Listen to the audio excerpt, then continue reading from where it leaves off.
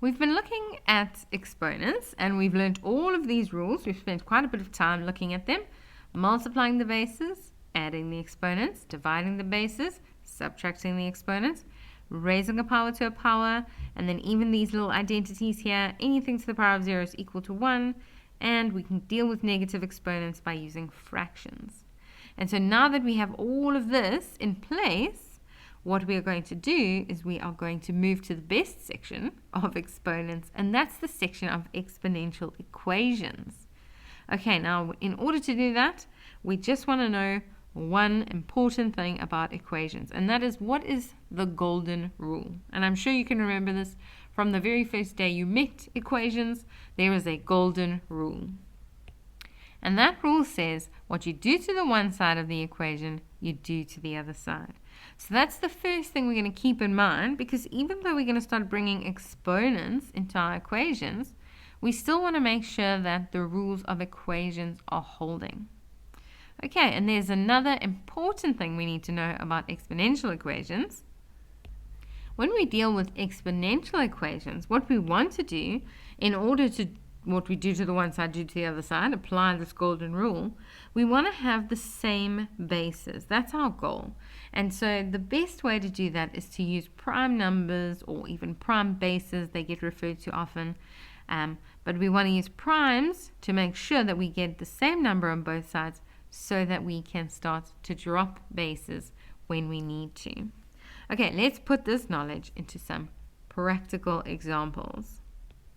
So over here, the question is simple. Solve for the unknown. So we are given 3 to the power of x is equal to 27. Okay, and so I've got two things. What I do to the one side, I do to the other.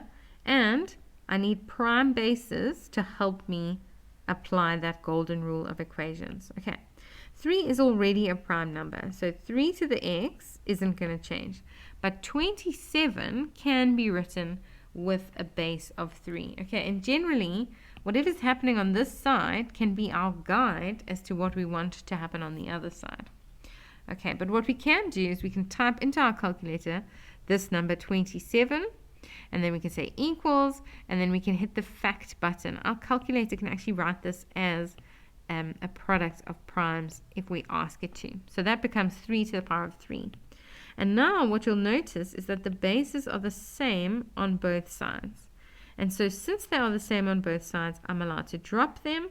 And so x is equal to 3. Nice and straightforward. Okay, question 2, 8 to the power of x is equal to 1 over 2.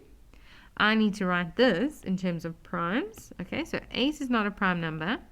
2 is technically a prime number, but a half is throwing me a bit. But fortunately, exponent knowledge is fresh in my mind, and I know that identity that talks about if it had a negative exponent, I would have written it as a fraction. So if I write it out of a fraction, I just need to put that negative exponent back. Okay, so two things. Let's get 8 as a prime. So 2 to the power of 3 is actually equal to 8. Okay, and that's all to the power of x. And then on the other side, 2 to the power of minus 1. Okay, we're taking it out of its fraction form. Now we're going to deal with this 3 and x. So we're going to have 2 to the power of 3x is equal to 2 to the minus 1. And now because the bases are the same, we're allowed to drop them. What I do to one side, I'm doing to the other side. So 3x is equal to minus 1. Let's divide by 3. What I do to the one side, I do to the other. And so we end up with x equal to minus 1 over 3. There we have it. So we used prime numbers to give us our bases.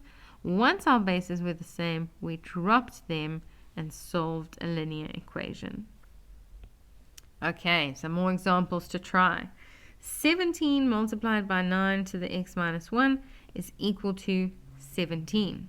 Okay, so what we've got here is a value that doesn't belong to the exponent.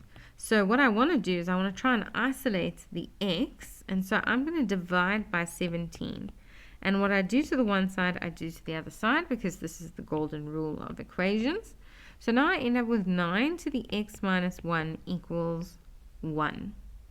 Okay, and now what I would do next is I would work towards prime bases, but the fact that I'm sitting here with a 1 is making me worry a little bit because I want to have the same bases, okay? But what I'm realizing is that there's this other identity that says anything to the power of 0 is equal to 1. And so what I can do straight away without even having to go through the prime basis step is I can say, well, I'm going to then give this 1 a whole different look. I'm going to say 9 to the x minus 1, and then I want a base of 9 there too because it's going to be convenient for me. And if I say 9 to the power of 0, that is actually equal to 1 because that's what the exponential identity says. And now because these bases are the same, even though they're not primes, I can drop them and I end up with x minus 1 equals 0, and so x is equal to 1. Okay, and that's a nice little trick whenever you are given a 1 as part of an exponential equation. Okay, we're going to do a similar thing here. Look at this. This 5 is being multiplied by the 125. So we can divide both sides by 5. Or if you want to, you can go prime bases and you can combine, because I can see here 125 is actually 5 to the power of 3. So we've got some options. But let's try and see if this is going to work in our favor if we divide both sides by that 5. Okay, so what we'll end up with here is 125 to the x plus 3 is equal to 1 over 25, and then we divide by another 5. Okay, so that's going to give us 1 over 125. And now have a look at how close we are to having the same bases. We've got a 125 and a 125 here, but the 125 is to the power of 1 inside a fraction. So if we move it out, we'll actually have same bases. So 125 to the power of minus 1. And now because those bases are the same, I am allowed to drop them, which is awesome. So without doing too much work in terms of primes, I have actually gotten to a point where I can now say, well, then x plus 3 is equal to minus 1. And so these questions, which started out and seemed so complicated, actually ended up being very easy once we knew what to look for. So x is equal to minus 4. Okay, I think we are ready to take it up a notch. The difference between this question and the ones we were looking at, I hope you've spotted it immediately. The difference is that we've got more than one term here. So in the previous ones, everything was multiplying. We had one term on the left and one term on the right. But here we've got two terms on the left, and that needs to make our brains say one keyword, and that keyword is we need to factorize. Okay, and that's not a problem for us.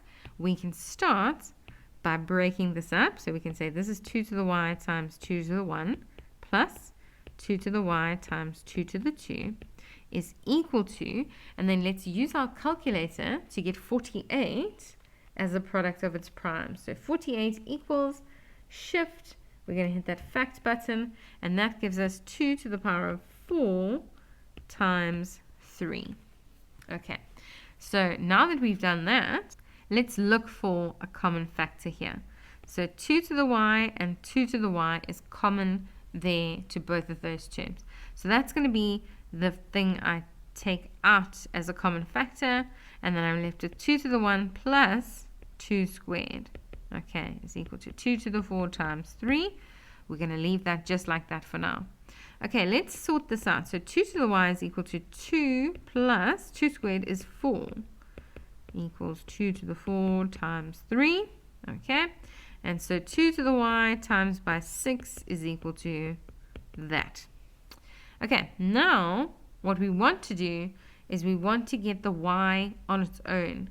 So I'm saying let's divide by 6, and what I do to the one side, I'll do to the other side. Okay, so now I'm left with 2 to the y is equal to, and then what we can also say is we can say instead of writing 6, let's write this as 2 times 3. We're going to write it as its prime basis. Okay, why? Because then I can see those 3's can cancel, and this 2 can cancel with one of those 2's. So we'll end up with 2 to the y is equal to 2 to the 3, and that's actually very easy to solve. Y is equal to 3. And I'm allowed to do that because the bases were the same on both sides, and when the bases are the same, we may drop them and make the exponents equal. Let's look at one last example here. 3 to the x plus 3 to the x plus 3 to the x is equal to 3 to the 3. Okay, so I'm tempted to just say, oh, well, x is going to equal 1, because it seems almost like that's going to be true. But let's follow the mathematical steps and let's see if that is in fact the case. Okay, so what we want to do is we want warning signs to go off because we are dealing with some pluses here. Okay, this is not multiplying, so we need to think about factorizing. Okay, in each instance here, we are dealing with a common factor. 3 to the x is common everywhere. 3 to the x, 3 to the x, 3 to the x. Okay, so we can factorize, or we can acknowledge the fact that these are like terms.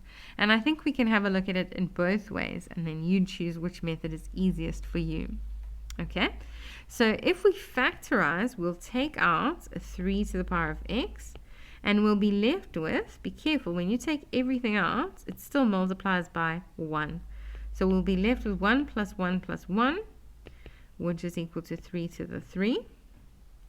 Okay, that's going to be 3 to the x times by 3 equals 3 to the 3. Let's divide both sides by that 3. So what do we end up with now? 3 to the x is equal to 3 squared. And now I'm allowed to drop. And so x is equal to 2. Okay, so that was method 1.